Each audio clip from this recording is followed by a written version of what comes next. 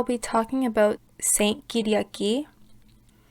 She was not only an incredible and strong saint, she was also a martyr in the Greek Orthodox Church. We commemorate the feast day of Saint Kyriaki, or Aya Kyriaki, on July 7th every year. And now I'm going to go and talk about her backstory and who she was before she became a saint and why she became a saint.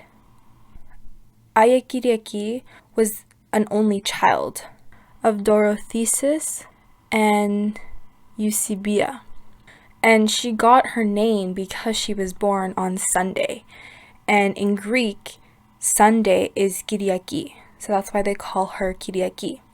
So she was born in the Nicomedia time. In Greek, it's Nicomedia time. This time was an ancient Greek city in what now is called Turkey. In 286 AD, Nicomedia became the eastern and most senior capital city of the Roman Empire. And this is in the Tetrarchy system, which is between 239 AD and 324 AD. Saint Kyriaki passed away in 289 AD in Chalcedon, Turkey. And now we're going to read about the story of Aya Kyriaki. One day, a wealthy magistrate wished to betroth Kyriaki to his son.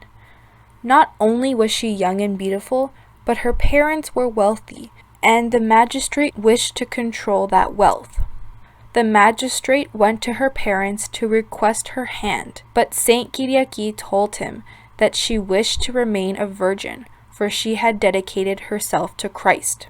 The magistrate was angered by her words, so he went to the Emperor Diocletian to denounce the saint and her parents as Christians who mock the idols and refuse to offer sacrifice to them. Diocletian sent soldiers to arrest the family and have them brought before him. He asked them why they would not honor the gods which he himself honored. They told him that these were false gods, and that Christ was the one true God. Dorotheus was beaten until the soldiers grew tired and were unable to continue. Since neither flattery nor torment had any effect, Diocletian sent Dorotheus and Eusebius to Melitene, on the eastern border between Cappadocia and Armenia. Then he sent Saint Kyriaki to be interrogated by his son-in-law and co-ruler Maximilia at Nicomedia. Maximilia urged her not to throw her life away, promising her wealth and marriage to one of Diocletian's relatives, if she would worship the pagan gods. Saint Kyriaki replied that she would never renounce Christ, nor did she desire worldly riches. Enraged by her bold answer, Maximilian had her flogged, which means being beaten by a whip or a stick as punishment or torture.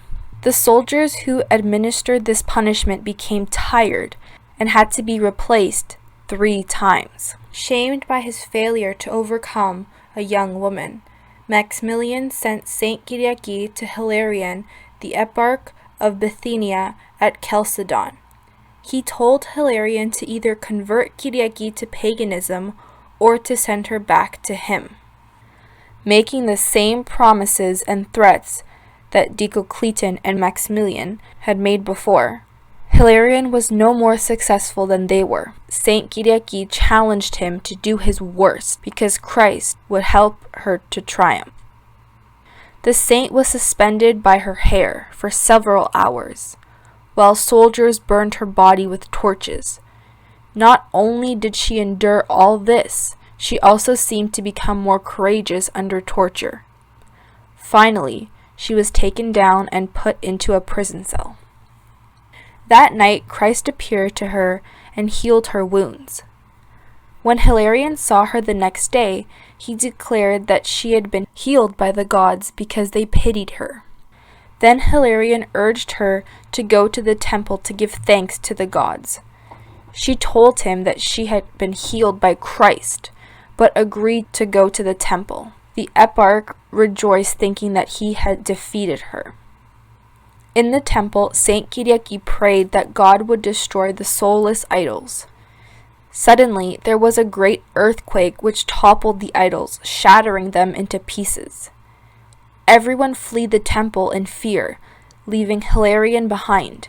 Instead of recognizing the power of Christ, the eparch blasphemized the true God as the destroyer of his pagan gods.